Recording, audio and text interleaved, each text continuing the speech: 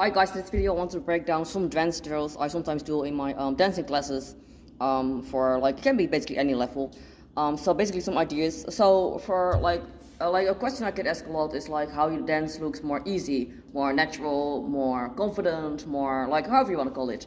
And I think one of the reasons, like there are many reasons why something doesn't look, but like one of the reasons is either way, it can be technical reason, right? You just don't have the you just don't know what you're doing yet, you just don't know the choreo yet, you just, like for example, like for whatever reason you're just messing up the technique.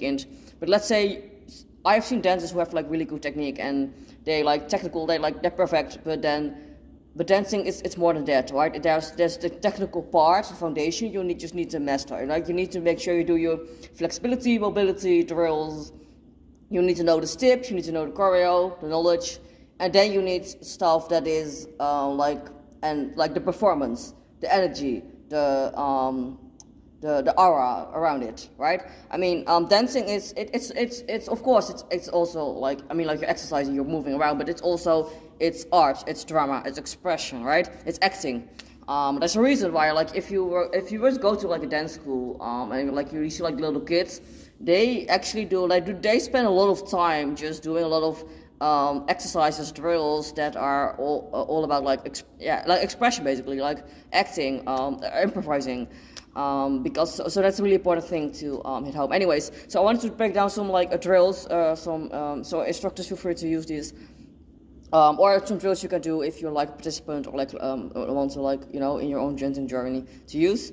The first one is moving fast, slow. So basically, you're gonna put on some. You can use. Usually, I use some kind of. I have like a whole library of like background music for this. But you, as instructor, you can also just, you know, clap at random times. Anyways, basically, I'll just let my students. You just let them move, like either like do like a basic dance move, knee lifts.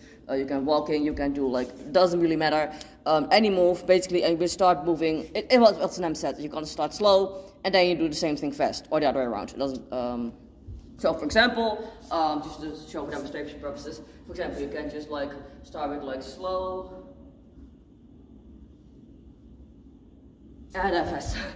Yeah, so like the same thing. And you can just choose, you can pick any move, right? You can pick hip, you can also pick an isolation move. If you want to isolate, for example, a hip roll, and do fast. Right? Or you can do it with the shoulder, and then fast. Or for example, like if you do for the K-pop, you know, like this one, you can do it slow, ta ta ta ta ta ta ta, etc. Right? So and same with like maybe like arm backing, like slow, and then you go fast, etc. So like just some examples. So you can do this with any move, of course, and you can also apply it to your actual choreo, right? If you already learned them.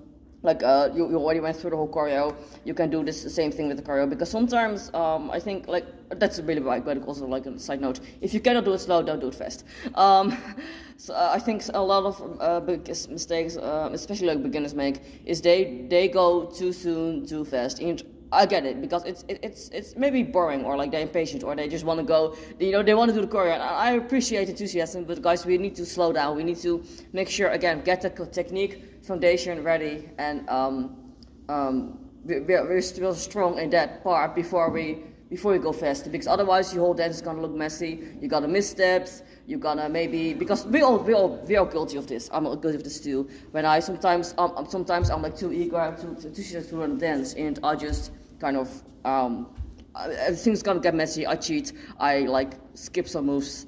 So you don't want to be doing that. Another good drill to do is, for example, to do like the similar thing. You're just gonna keep them moving, and then you clap.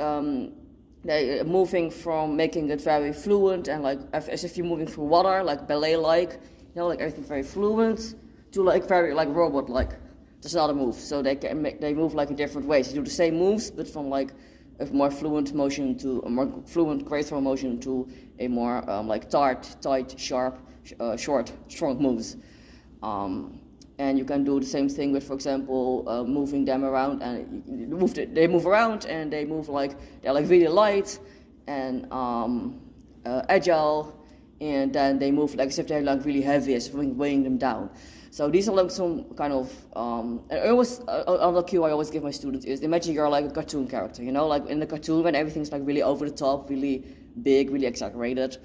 This maybe helps with visualization, or like in a game, you know, when like it's really like big, and that maybe helps with the dancing. So these are some like ideas for drills, and I also keep working on the technique and the foundation and knowing the choreo, but also you need to work on like having the matching the energy with the moves, because otherwise your dance is just going to look, that's going to be the difference between someone who like maybe can dance but versus someone you actually want to be watching dancing, you know what I mean? So anyways, I hope this was helpful, guys.